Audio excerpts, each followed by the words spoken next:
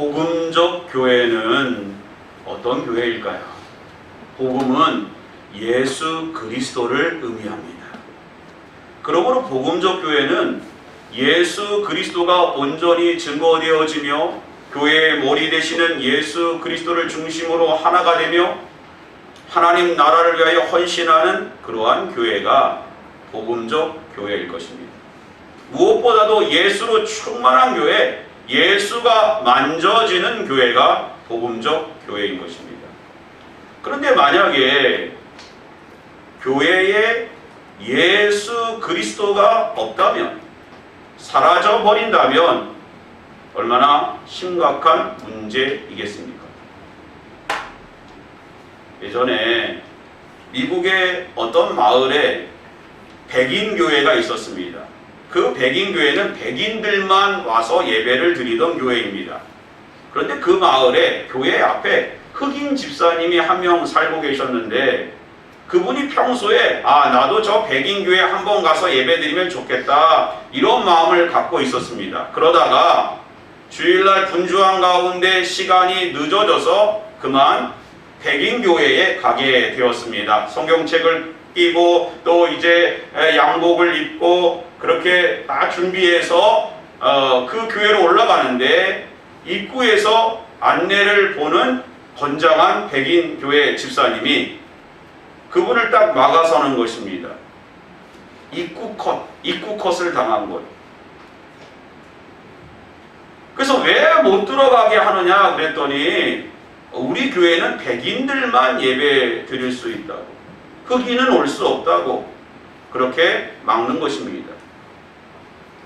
아니 어떻게 여기는 하나님을 섬기는 교회 아니냐, 나도 시간이 늦어서 본교회가 있지만 오늘 이곳에서 예배 드리고 싶다, 들어가게 해달라 예언했지만 그분은 안 된다는 거예요. NO! 하고 강력하게 거절합니다. 어쩔 수 없이 예배 시간은 지나고 계단 아래에서 펑펑 울며 하나님께 기도하며 찬양하며 엎드려서 예배드리는 가운데 하나님의 음성이 들립니다. 아무개 집사야, 너무 슬퍼하지 마라. 나도 저 교회에 가본 적이 없단다. 겉으로는 교회이고 그곳에 하나님을 예배한다고 하지만 그곳에는 예수 그리스도가 없는 것입니다. 하나님의 영광이 나타나지 않는 것입니다. 이것보다 더 심각한 교회의 문제가 어디에 있겠습니까?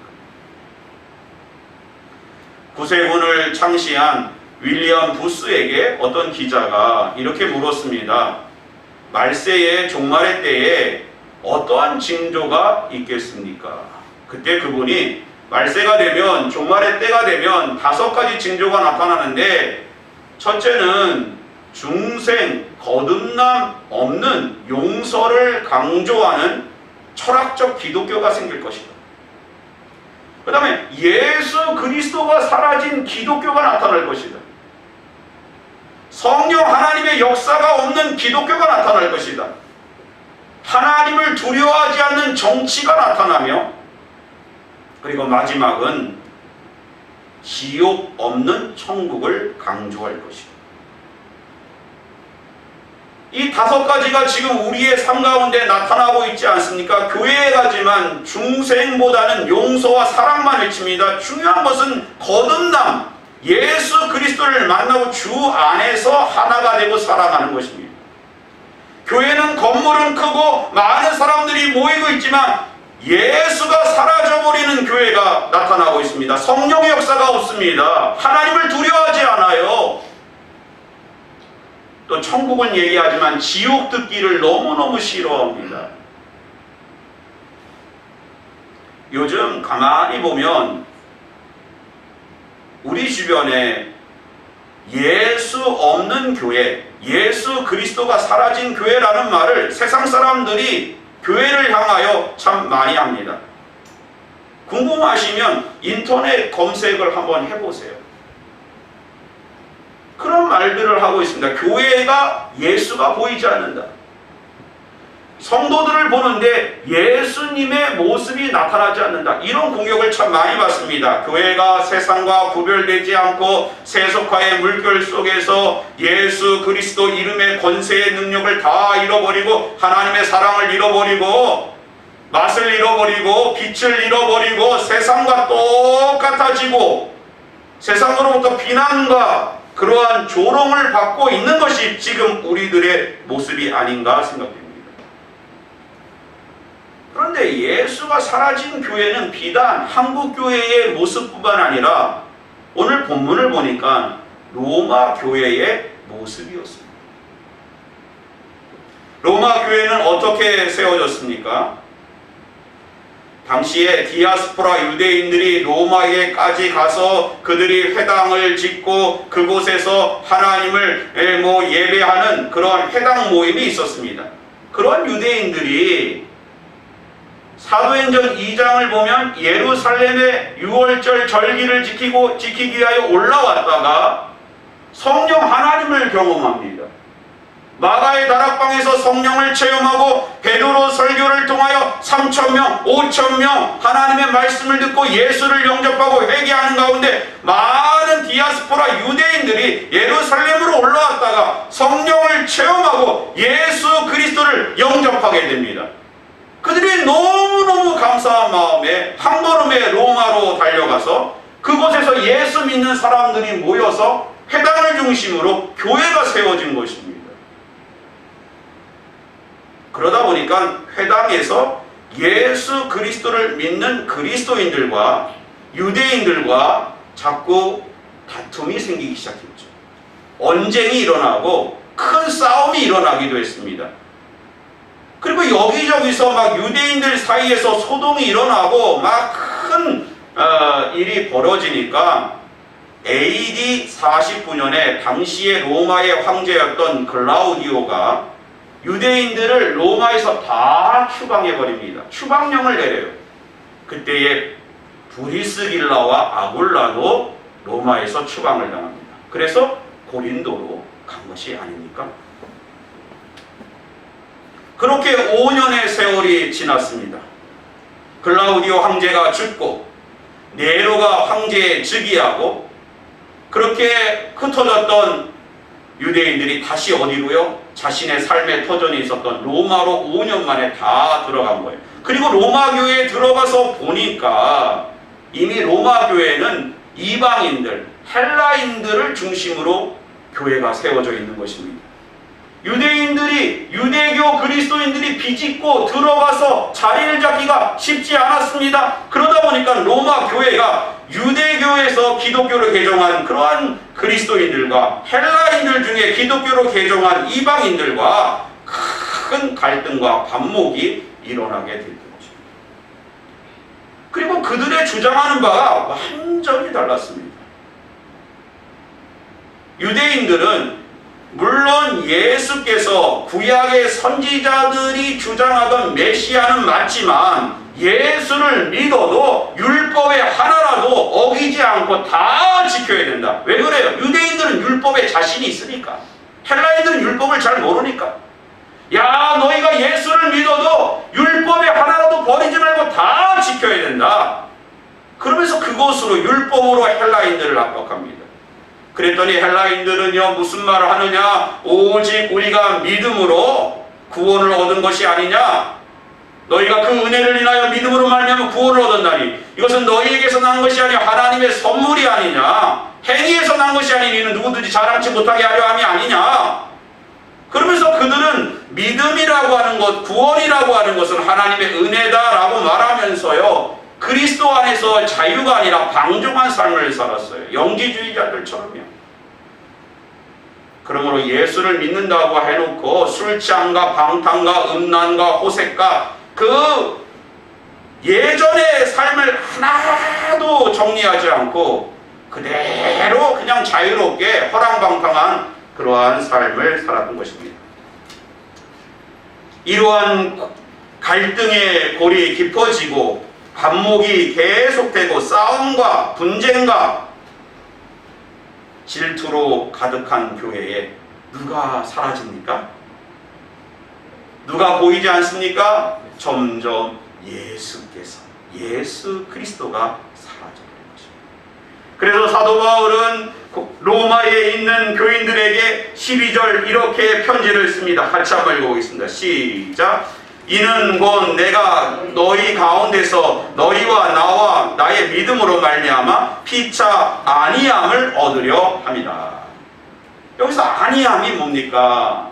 헬라어로 말하면 쉼, 파라, 칼레오라는 단어인데, 쉼이라고 하는 것은 함께라는 거예요. 더불어 하나가 되고 위로하고 사랑하고 품으라는 것입니다. 너희가 뭐 그리 대단하느냐? 너희의 주장이 하나님의 말씀, 정말 예수 그리스도의 마음인가? 지금 예수는 다 사라져 버렸는데 너희의 주장만, 너희의 고집만, 아집만 남아있으면 그것이 무슨 소용이 있는가?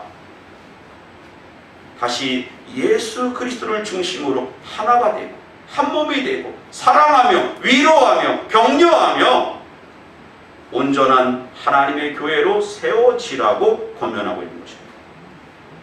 요한복음 15장 1절 2절의 말씀에 귀를 기울이십시오. 나는 참 포도나무여 내 아버지는 농부라. 물은 내게 붙어 있어 열매를 맺지 아니하는 가지는 아버지께서 그것을 제거해 버리시고 물은 열매를 맺는 가지는 더 열매를 맺게 하리라. 아멘. 예수님은 포도나무입니다. 우리는 가지입니다. 여러분, 열매는 어디에 맺힙니까? 가지에 맺혀져 있어요. 그러므로 우리가 주님의 몸된 교회라고 하면 우리들의 삶 속에서 가지된 우리들의 모습 속에서 예수라고 하는 열매가 반드시 증거되어져야 될 줄 믿습니다. 네. 이것이 중요한 거예요. 율법이 중요합니까? 행위가 중요합니까? 예수가 중요합니다. 예수가 증거되어져야 됩니다. 다시 우리 교회 안에 예수가 나타나야 되는 것입니다. 복음의 역사가 증거되어져야 되는 것입니다.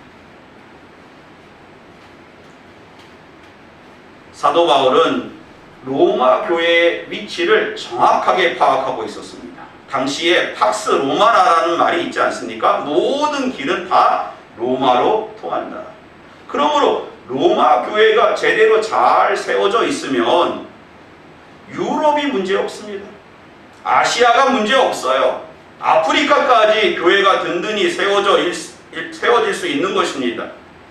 사도 바울도 여러 번 로마 교회로 가기로 마음 먹고 원했습니다.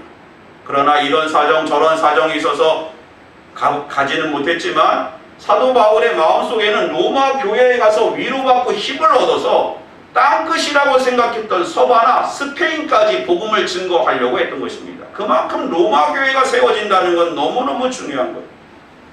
하나님 나라의 입장에서 선교적으로 너무너무 중요한 것입니다.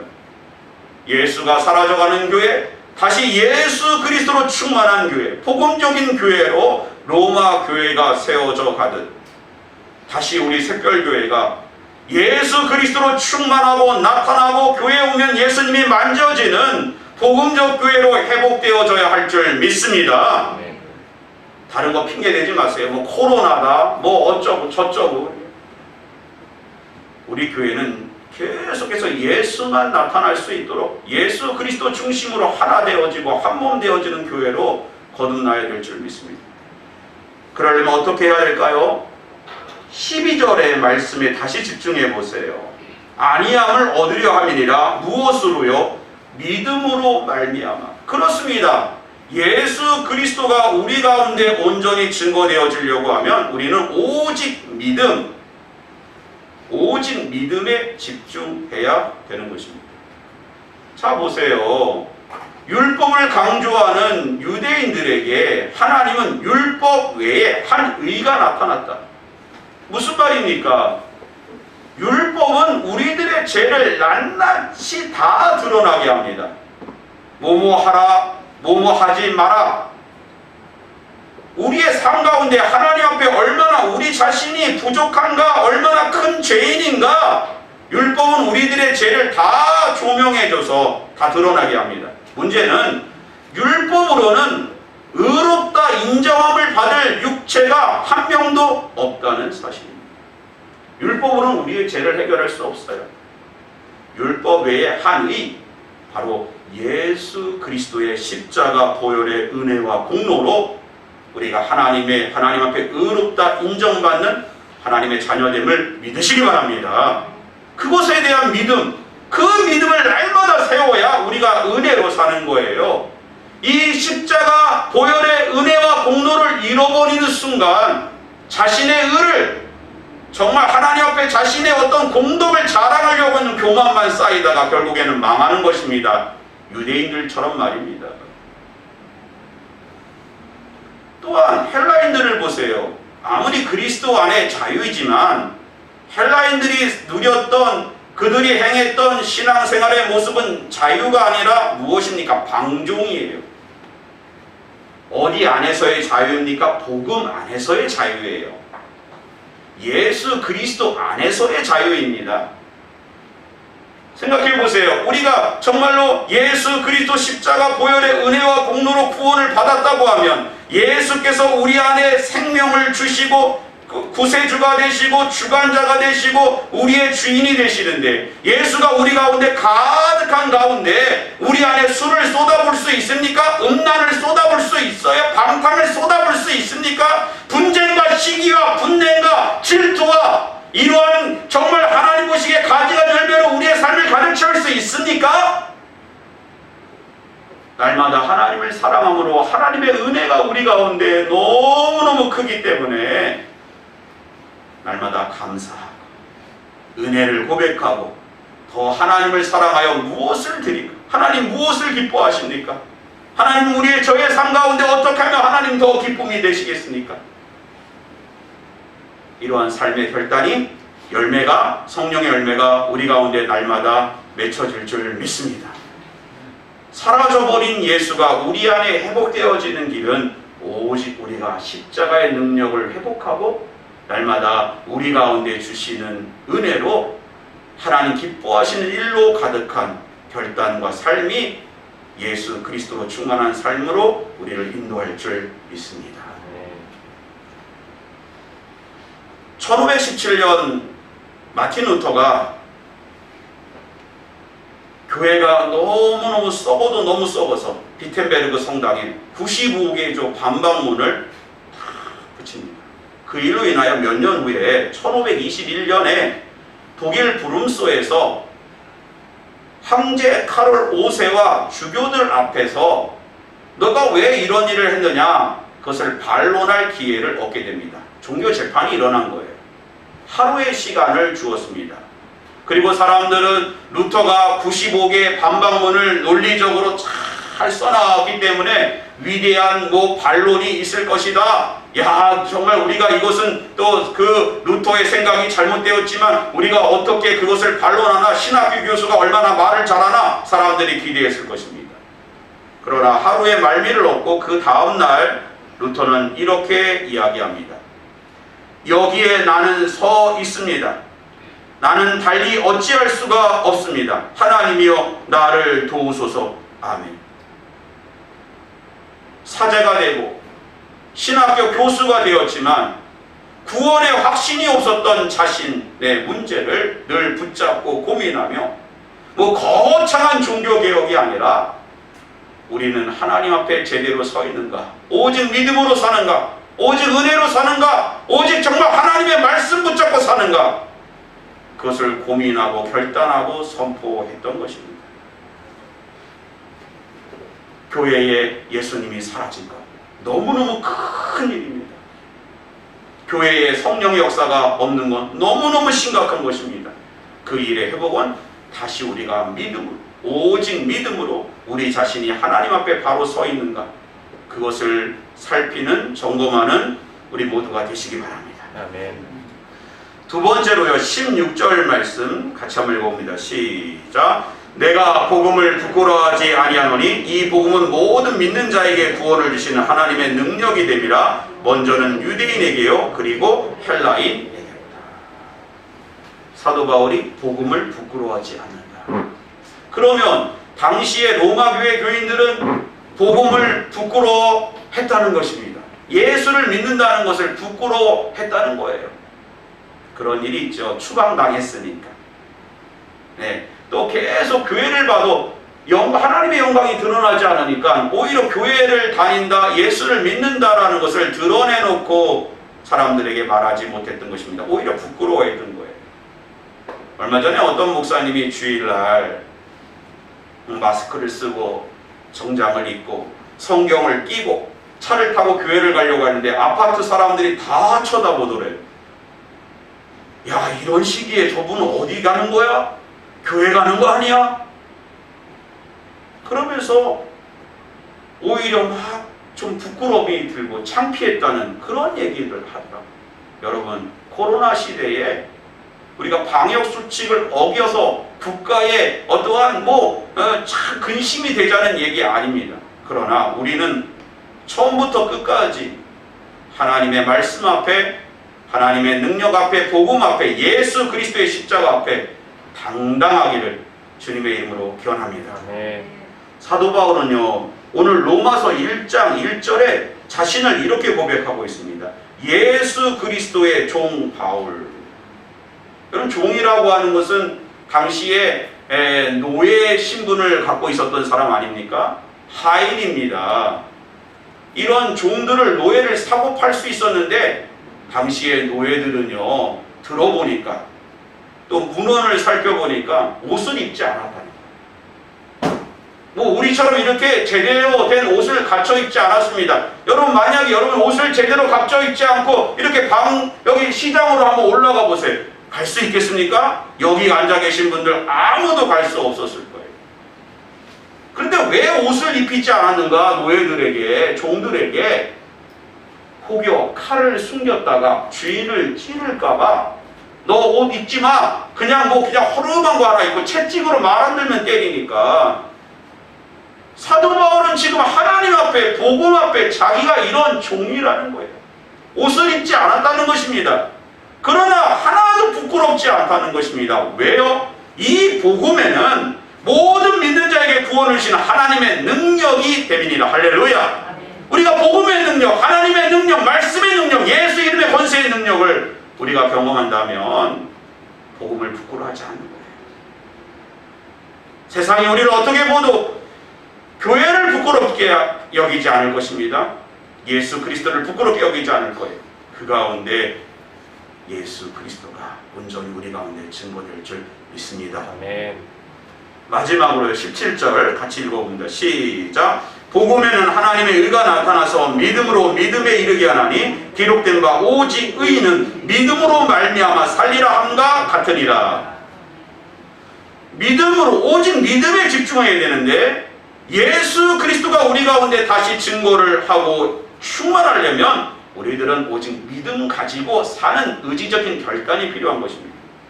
그러나 그 결단은 우리의 노력이 아니라 오늘 사도 바울이 그렇게 이야기합니다. 바로 내가 너희에게 11절에 이렇게 고백하고 있어요. 간절히 원하는 것은 어떤 신령한 은사를 너희에게 나누어 주려 합니다.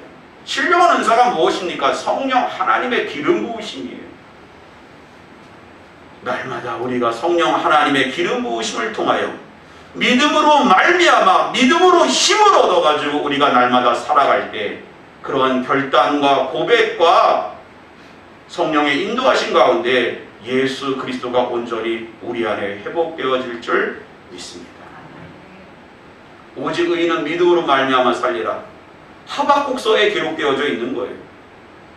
하박국이 상황을 보니까 지금 유다의 왕은 애굽왕 바로 느고가 올라와서 요시야 왕을 죽였습니다. 그리고 그들은 임의대로 왕을 세웠어요. 그러면 이제 나라가 안정될 줄 알았는데 오히려 바벨론이 일어나가지고 느부갓네살이 왕을 패하고 또 새로운 왕을 세우고 결국에는 유다가 바벨론에 의해서 멸망합니다. 그럴 때 하박국이 이야기합니다. 하나님, 어떻게 의로운 백성이 불의한 갈대아 사람들에 의하여 멸망하고 고난을 당합니까? 그때 하나님은 너희는 의인이 아니다. 너희의 죄가 이렇게 다 드러나지 않느냐? 오직 의인은 믿음으로 말미암아. 믿음으로 말미암아. 이 세상 너무너무 힘들고 너무 죄로 가득 차 있지만 하나님은 의인 한 명을 보듯이 오늘 우리 교회를 보고 우리 한 사람 한 사람 성령의 인도하신 가운데 의인으로서 오늘 고백하고 살아가는 예수 그리스도를 초청하고 주인 삼고 나아가는 그 결단 속에 다시 교회가 회복되어질 줄 믿습니다. 감리교회에 알렌이라고 하는 목사님이 자신의 교인들을 조사를 했어요. 설문지를 돌렸어요. 그랬더니 20%가 주일날 교회를 오지 않습니다. 주일 성수하는 것을 중요하게 여기지 않아요. 25%는 기도하지 않습니다. 기도 생활이 없어요. 35%는 일주일 내내 성경을 읽지 않습니다. 40%는 헌금 생활을 하지 않아요. 제대로 하지 않아요. 60%는 기독교 서적을 읽지 않습니다. 85%는 평생 한 명도 전도하지 않습니다. 그리고 100%는 다 천국 가기를 원합니다. 여러분, 예수가 점점 사라진 시대에 정말 우리의 삶에서 오늘 하루하루 믿음으로 말미암아 살리라 라는 결단과 또 성령 하나님을 초청하고 나아가는 그런 모습 속에 다시 예수로 부유한 우리 교회 될 줄 믿습니다. 기도하겠습니다.